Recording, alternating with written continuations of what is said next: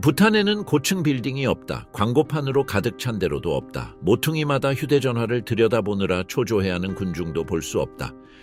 대신 산을 감싸는 짙은 안개, 험준한 절벽 위에 자리한 수도원, 바람에 펄럭이는 기도 깃발, 그리고 첫 순간부터 감각을 적시는 거의 액체 같은 짙은 평화가 있다. 히말라야의 이 작은 나라는 중국과 인도의 거인 사이에 끼어 있는데 국내 총생산이 아니라 국민행복 총량에 집착한다는 특이한 이유로 전 세계의 주목을 받았다. 소비를 좇는 지구에서 부탄은 멈추기로 결정했다. 나머지 세계가 속도를 높이는 동안 부탄 사람들은 명상한다. 과시 없이 조용히 물질보다 영적 안녕을 우선시하는 사회를 길러온 것이다. 하지만 누구나 알지 못하는 이 겉으로 드러난 행복에는 훨씬 더 복잡하고 매혹적인 이면이 있다. 부탄은 말 그대로 그리고 상징적으로 어둠 속에 살아가는 나라다. 오직 2016년에야 전국의 전기 보급이 완료되었다. 그 전까지 대부분의 주민은 장작으로 요리하고 촛불로 불을 밝히며 가장 가까운 학교에 가기 위해 몇 시간을 걸었다. 심지어 오늘날에도 많은 산골 마을에서는 전기가 들어온다 해도 간헐적이다. 그럼에도 그 오래된 어둠 속에서 놀라운 소속감과 고요함이 피어나 가장 회의적인 방문객마저 당황하게 만든다. 부탄의 지형이 모든 것을 결정한다. 영구림이 70% 이상을 덮고 있다. 마을은 깊은 계곡과 해발 7,000m에 달하는 산 사이에 흩어져 있다. 기차는 없고 수도 팀프와 다른 지역을 연결하는 구불구불한 한 갈래의 도로만이 존재한다. 몬순 장마나 눈보라가 몰아칠 때는 사실상 고립되기도 한다. 이 고립은 축복이자 도전이었다. 한편으로는 세계화의 파괴적 영향으로부터 부탄을 보호했다. 다른 한편으로는 이곳의 삶을 깊이 농업적이고 수공예적이며 종종 불안정하게 만들었다. 주민들은 스스로 음식을 재배하고 옷을 짜고 집을 지어야 한다. 힙스터 유행이 아니라 수천 년에 걸친 필연이다. 하지만 놀라운 점은 이 겉보기에는 물질적 빈곤 속에서 부탄 사람들은 스스로를 가난하다고 느끼지 않는다는 것이다. 오히려 그 반대다. 그들의 가치체계는 탄트릭 불교에 깊이 뿌리내려 있어 부는 정신의 평온, 가족의 조화, 자연과의 연결로 측정된다. 이 지역에 불교를 전파한 구루 파드마삼바바의 가르침은 집단적 의식에 새겨져 있다. 무상, 자비, 내려놓음. 이 모든 개념은 살아있는 것이지 자기 개발 책에나 나오는 문구가 아니다. 부탄의 마을을 걷는 것은 마치 타임캡슐 속으로 들어가는 듯하다. 목재와 돌로 지은 집들은 전통 양식을 고수한다. 창문에는 생식력과 영적 보호를 상징하는 음경 그림이 장식되어 있다. 방문객들을 당황스럽게 하지만 이곳에서는 수치나 조롱 없이 일상생활의 일부다. 여성들은 다채로운 키라를 입고 남성들은 무릎까지 감은 고를 입으며 전통적 미감을 유지한다. 그러나 그것이 민속 공연이 된 적은 없다. 종교와 일상생활은 분리되어 있지 않다. 모든 집에는 작은 제단이 있다. 모든 길목에는 하얀 스투파가 있다. 모든 산에는 수호신이 있다. 부탄의 영성은 사원에만 한정되지 않는다. 건축, 언어, 정부 결정에 새겨져 있다. 심지어 새로운 경제 기둥 중 하나인 관광업조차 불교 원칙에 따라 규제된다. 방문객은 문화적 생태적 균형을 보호하고 대량 관광을 막기 위해 높은 일일 요금을 지불해야 한다. 행복한 나라로 알려졌지만 부탄에서의 삶이 결코 쉽지는 않다. 기본 서비스를 이용하기 위해 오랜 시간 걷고 현대식 의료 자원이 부족하며 산사태, 지진, 눈보라 같은 자연재해가 일상적으로 발생한다. 그럼에도 놀라운 것은 주민들이 이를 극적인 태도 없이 받아들인다는 점이다. 시련을 받아들이는 자세가 외국인을 당황하게 만든다. 죽음은 금기가 아니라 늘 함께하는 동반자다. 죽음에 대해 명상하고 이야기하며 자연의 순환의 일부로 받아들이는 것이 일반적이다. 바로 이 지점에서 부탄이 행복하다고 여겨지는 이유가 더욱 분명해진다. 고통이 없어서가 아니라 고통과 맺은 관계 때문이다. 열광적 행복이 아니라 깊은 평온, 거의 스토아 철학적 평온이 공동체 생활, 신성함과의 교감, 무분별한 발전에 인위적 압박 없이 살아가는 데서 비롯된다.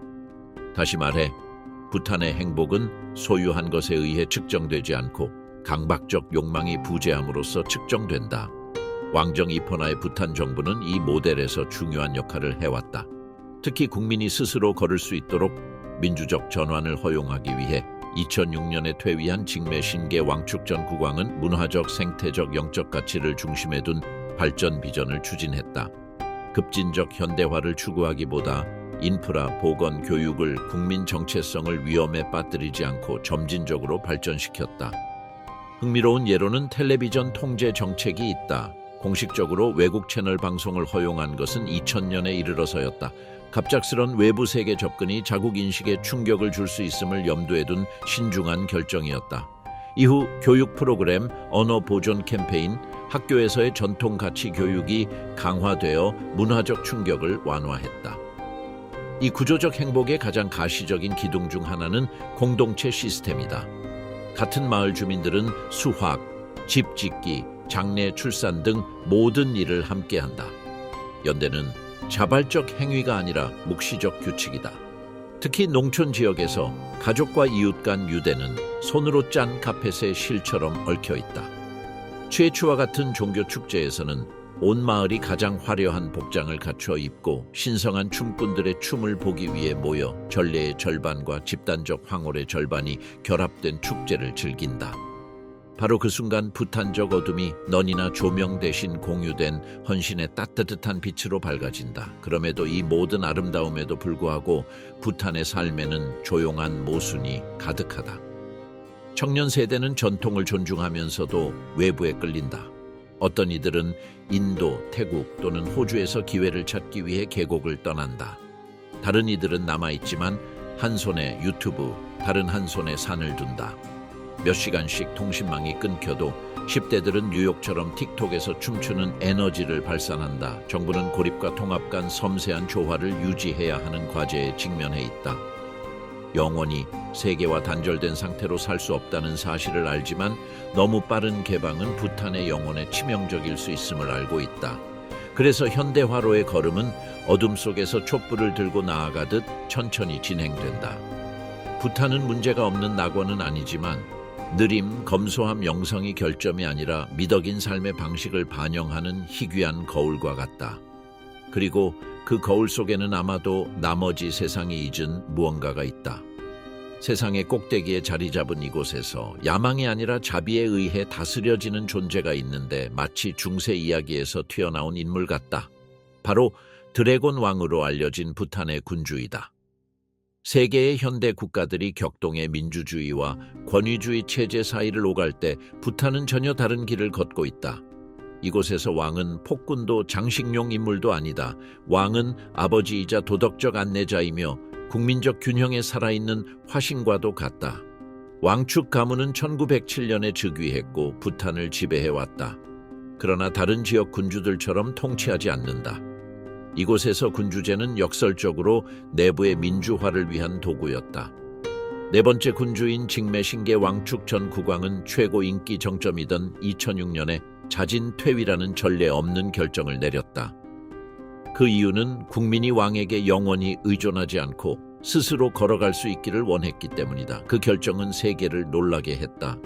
왕이 깊이 사랑받는 나라에서 자발적 퇴위는 깨달음의 행위로 여겨졌다. 그 이후 그의 아들인 직매 케살 남엔 왕축이 왕위를 계승했다.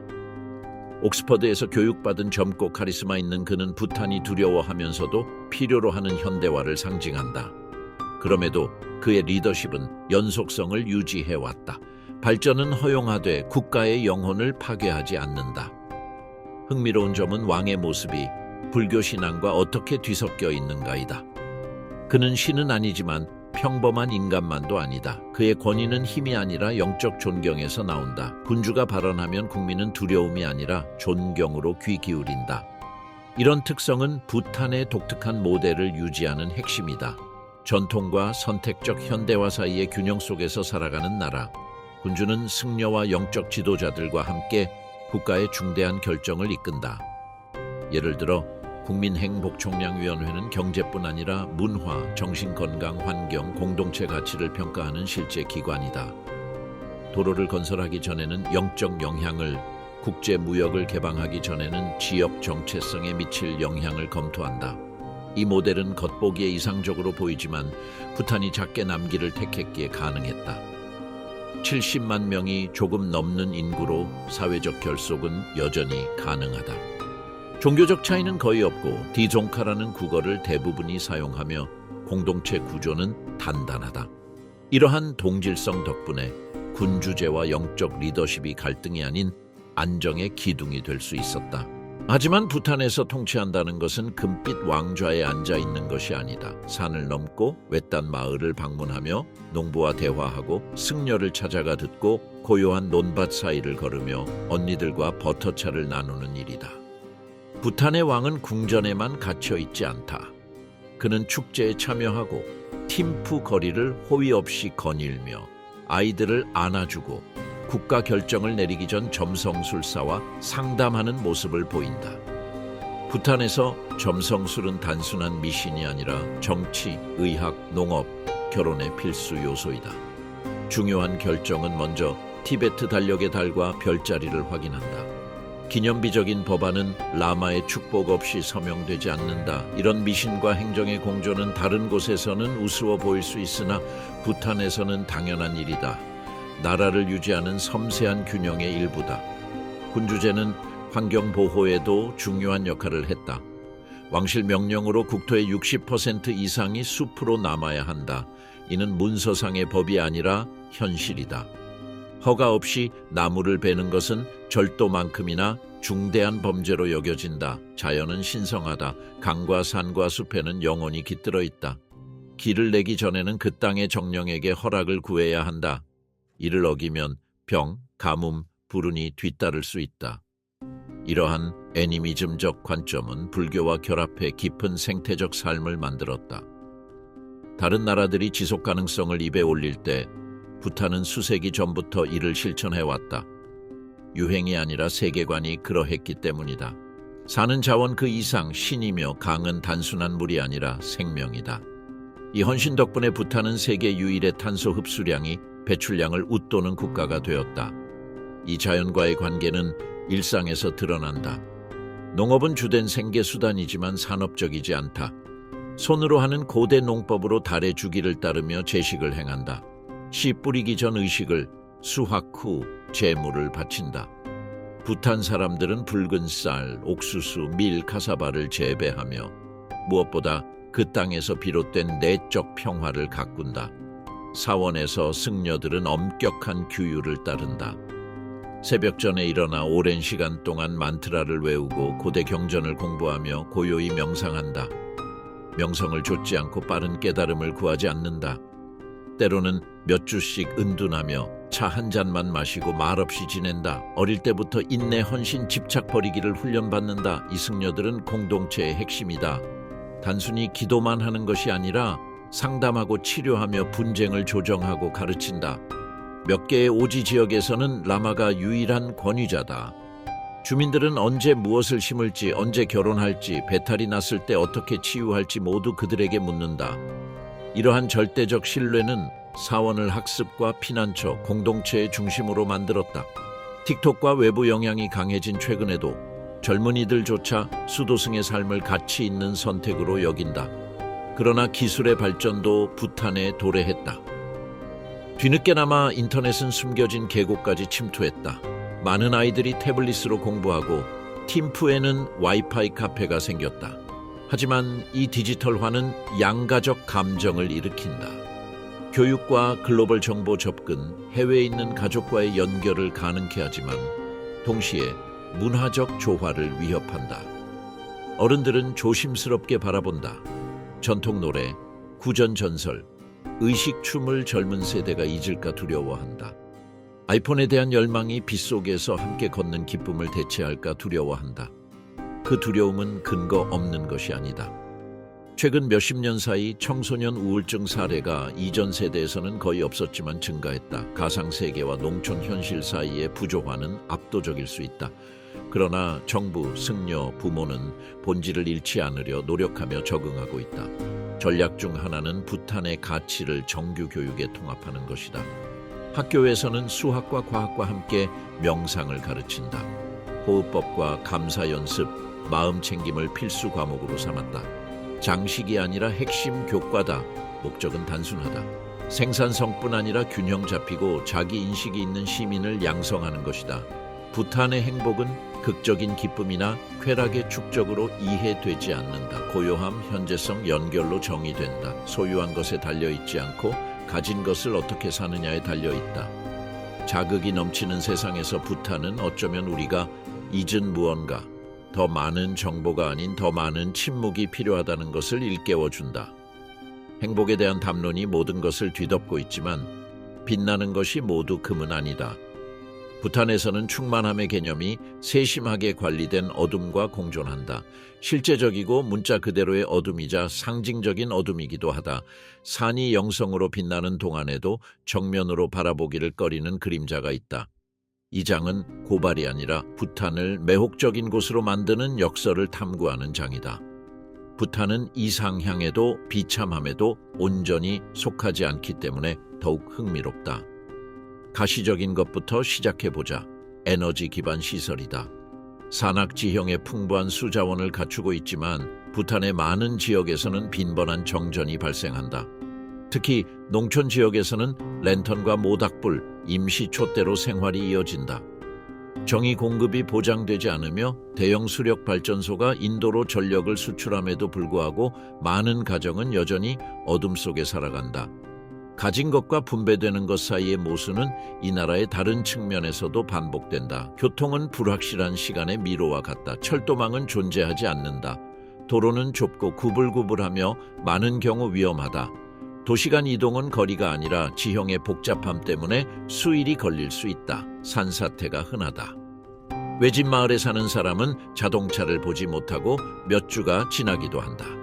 고립은 경관의 일부이자 매력의 일부이며 희생의 일부이기도 하다. 공공보건 분야에서 부탄은 예방의학 분야에서 눈에 띄는 진전을 이루었다. 그러나 여전히 깊은 격차가 있다. 많은 전문 치료가 국내에서는 제공되지 않는다. 중증 질환의 경우 환자는 인도나 태국으로 가야 한다. 국가가 이송 비용 일부를 보조하지만 항상 충분하지는 않다. 시골의 진료소에는 약품과 인력이 부족하다. 라마가 영적 치유를 추천하면 많은 이가 현대의학보다 그 길을 택한다. 고통의 영성화는 깊은 뿌리를 가지고 있다. 부탄 불교에서는 고통을 개인의 업의 일부로 받아들인다. 병에 걸리는 것은 벌이 아니지만 불공정도 아니다. 영혼을 정화하고 무상함을 이해할 기회다. 그래서 부탄에서는 거의 울지 않고 많이 받아들인다. 그러나 받아들인다고 해서 항상 해결되는 것은 아니다. 기대 수명은 70년가량이며 수치가 극적이지는 않지만 의료 서비스의 질은 고르지 않다. 사법 시스템은 현대법과 공동체적 해결 방안이 뒤섞여 있다. 많은 분쟁이 마을 내 원로와 라마의 개입으로 해결된다. 처벌이 아니라 화해가 규범이다. 그러나 가정폭력, 학대, 성범죄와 같은 중대한 사건에서는 이러한 관점이 문제를 일으킬 수 있다. 강제된 침묵이 있다. 낙인과 영적 압력 때문에 신고하지 않는 여성이 있다. 조화가 때로는 정의보다 우선시된다. 부탄 여성의 역할 또한 가시성과 억제를 오간다. 다른 아시아 국가와 달리 여성은 재산을 상속하고 사업을 운영할 수 있다. 도시에서는 의사, 판사, 교사, 기업가가 있다. 그러나 농촌 지역 여성의 삶은 여전히 전통적 규범에 종속된다. 혼전 순결이 존중되며 영적 복종이 기대된다. 가정폭력은 법으로 금지되어 있지만 신고는 드물다. 도구가 부족해서가 아니라 가족 조화를 공공 스캔들보다 중시하는 침묵 문화 때문이다. 성싱은 일반적으로 금기 주제다. 수도원에서는 억제가 엄격하다. 승려들은 어릴 때부터 독신 서원을 한다.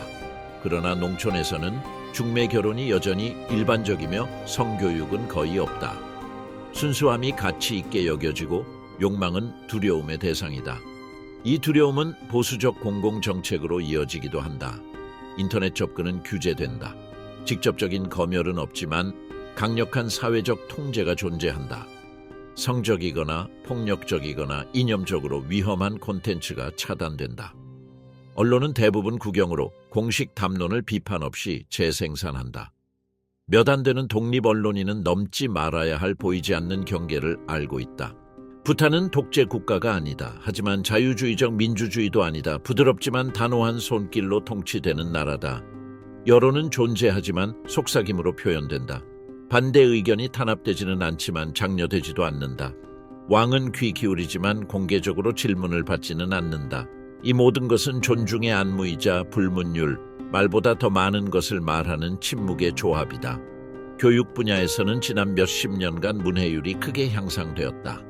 청년은 동케어와 영어를 배우며 많은 이가 해외 진출을 꿈꾼다.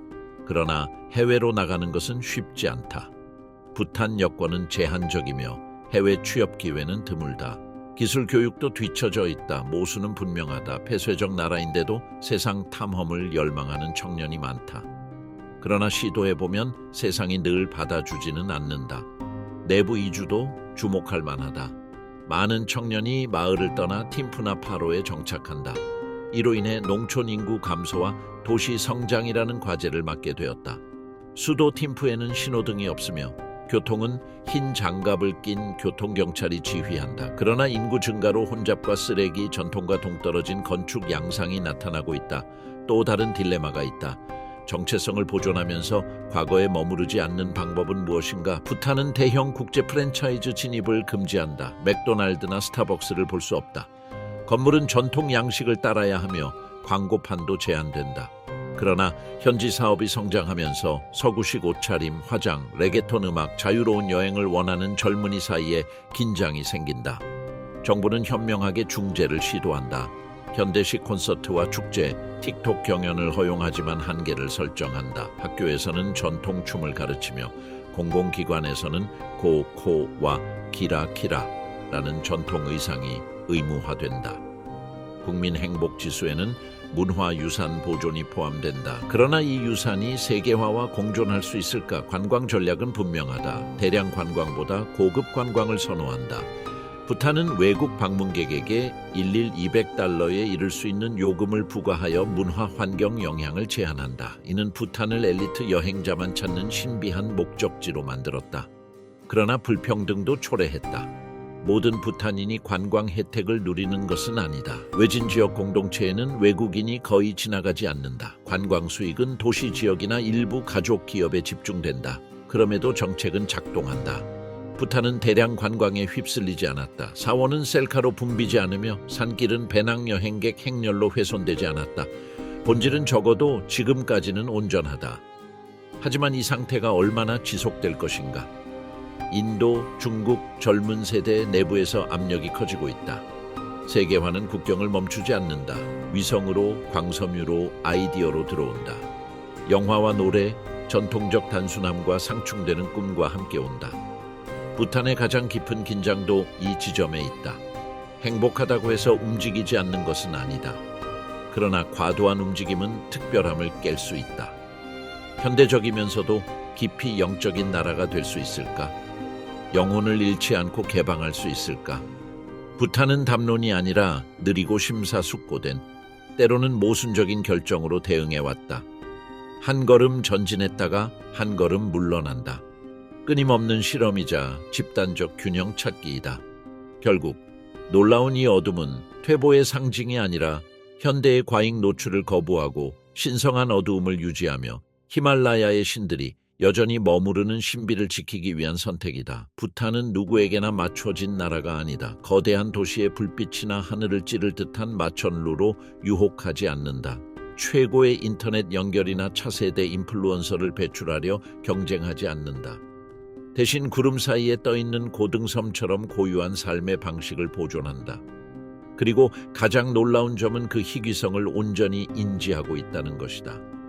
부탄은 단지 다르다는 사실을 아는데 그치지 않고 계속 다르고자 노력한다. 인도와 중국이라는 두 거인 사이에 위치한 이 나라는 지정학적 균형의 예술을 완성했다. 상비군은 없지만 인도와의 전략적 방위 협정이 있다.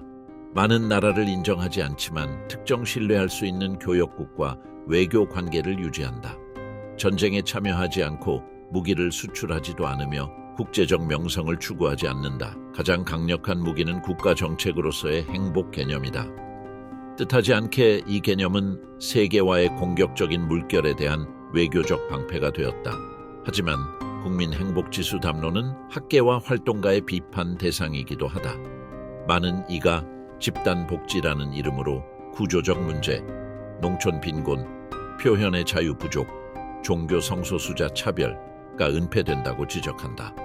부탄은 인권 분야에서 진전했지만 동성 결혼을 법적으로 인정하지 않는다.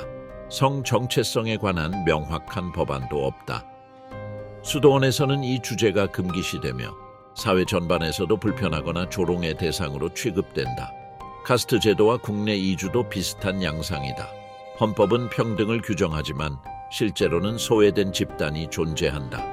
대표적인 예가 구네팔계 로시암파 레로참팟 공동체다. 이들은 90년대 추방당해 토지를 몰수당했고 100만 명이 넘는 인원이 네팔 난민 캠프에서 복합적인 상처를 안고 살고 있다. 완전한 보상은 아직 이루어지지 않았다. 이는 완벽한 조화라는 이미지와 대조되는 열린 상처다. 국내에서도 고립된 공동체가 있다. 동부나 남부의 일부 마을은 정규 학교와 의료 서비스를 제대로 받지 못한다. 현지 언어 보호도 미흡하며 삶의 방식은 동경의 대상이지만 실제 어려움, 식수 부족, 과중한 농업노동, 풍토병, 종종 간과된다. 부탄의 행복은 균질하지 않으며 모두가 같은 방식으로 경험하지 않는다. 그럼에도 이 나라가 여러 분야에서 스스로를 재발견한 사례가 있다. 건축 분야가 특히 흥미로운데 전통 미학과 친환경 기술을 융합한 현대 건축이 성공을 거두었다. 최근 건물조차 곡선 지붕 조각된 창문 상징적 색상을 유지하면서도 태양광 시스템, 빗물 수집 설비, 지속 가능한 자재를 갖추고 있다. 과거와 미래의 조합으로 독특한 건축 정체성이 탄생한 것이다. 교육에서도 과감한 시도가 이루어졌다. 일부 학교에서는 커리큘럼에 명상을 포함시킨다.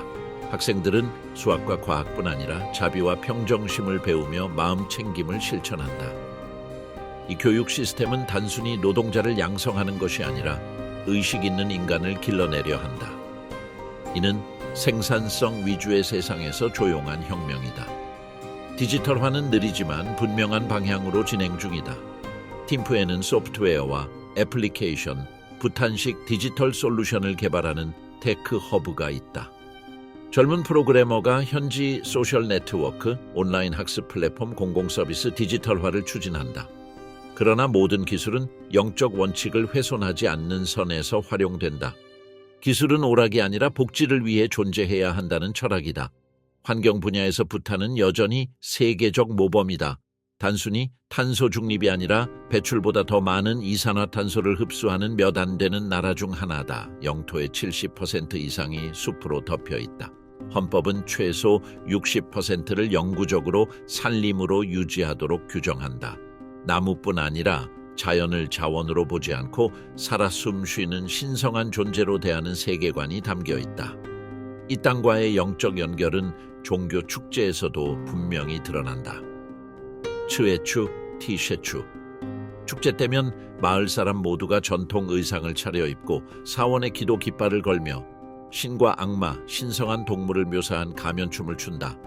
이는 관광객을 위한 쇼가 아니라 공동체 정화 의식이자 영혼의 갱신이다. 오늘날 관광객도 이 춤을 볼 수 있지만 현지인들은 여전히 진정성 있는 신념으로 의식을 이어간다.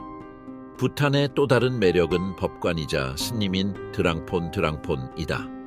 이들은 법적 지식과 영적 지혜를 결합해 법정을 운영한다. 형벌을 내리는 것뿐 아니라 조언을 제공하고 용서에 기반한 피해 회복을 중재한다. 이러한 모델은 다른 국가의 사법 시스템에서도 복원적 정의 방식을 모색하게 했다. 일상에서는 부탄의 삶이 단순해 보이지만 깊이가 있다. 사람들은 악수 대신 합장 인사를 하며 대화에는 의미 있는 침묵이 깃든다. 환대는 문화의 일부로 버터차나 카레밥을 권하는 것은 도덕적 의무와 같다. 예고 없이 찾아온 외국인은 의문 없이 집으로 초대된다. 그러나 그 친절 뒤에는 긴장이 숨어 있다. 부탄 사람은 정중하지만 내성적이기도 하다. 모든 것을 말하지 않으며 모두를 드러내지 않는다. 외국인이 배우지 않으면 안 되는 사회적 코드가 있다. 예컨대 농담이라 해도 왕에 대한 비판은 극도의 무례로 여겨진다. 정치 종교성에 대해 지나치게 이야기하는 것은 개인의 균형을 해치는 침범으로 간주될 수 있다. 외국인은 결코 이 나라의 완전한 일부가 될 수 없다. 부탄은 정체성을 철저히 보호한다. 시민이 아니면 토지를 살 수 없으며 시민권 취득도 쉽지 않다. 국제 결혼은 드물며 관광이 증가해도 문화, 식민화를 막기 위해 강력히 대응한다. 부탄 사람은 자국을 사랑하며 타국과 닮을 필요가 없음을 안다. 세계를 호기심 어린 눈으로 바라보지만 결코 굴복하지 않는다. 이러한 묵묵한 자부심이 부탄의 회복력 비결 중 하나다. 부탄은 실리콘밸리도 두바이도 도쿄도 되고 싶지 않다. 부탄 자체로 존재하기를 원하며 그 대가로 고립과 느림, 결핍을 감수한다. 그러나 동시에 내면의 평화와 시간, 연결을 얻는다. 히말라야의 이 땅에서는 시간이 다른 리듬으로 흐른다. 산은 서두르지 않으며 빙하도 달려가지 않는다. 사람은 덜 불안하고 자극에 중독되지 않으며 더 현재에 머문다. 아마도 세상이 잊은 것은 삶이 단지 생산이나 축적, 획득이 아니라는 사실일 것이다. 삶은 호흡하고 관조하며 존엄하게 죽는 것이기도 하다. 부탄에서는 죽음이 적이 아니라 스승이다. 그래서 일찍부터 고민하며 승려는 묘지에서 명상을 하고 가족 이야기는 유령, 업의 순환, 윤회를 다룬다. 이곳에서 행복은 덧없는 황홀감이 아니라 피할 수 없는 것을 인정하며 쌓아 올린 평온이다. 이 평온은 현대 논리로는 낯설지만 아마도 부탄이 가진 진정한 보물일 것이다. 풍경이나 사원이나 관광 슬로건에 있는 것이 아니라 부탄 사람이 걷고 인사하고 세상을 바라보는 방식에 있다. 모든 것을 가질 필요 없이 충만함을 느끼는 그 시선에 이름을 알고 멈출 줄 아는 마음에 있다. 세상이 인공지능과 메타버스, 화성 정복을 향해 가속할 때 부탄은 조용히 그리고 단단히 그 자리에 있다. 미래를 무시해서가 아니라 어디서 왔는지를 기억하는 것이야말로 진정한 진보임을 깨달았기 때문이다. 그리고 아마도 이 선택된 어둠, 소음도, 스크린도, 자아도 멀리한 속에서 부탄은 뒤처진 것이 아니라 세상보다 한 발 앞서 있을지 모른다.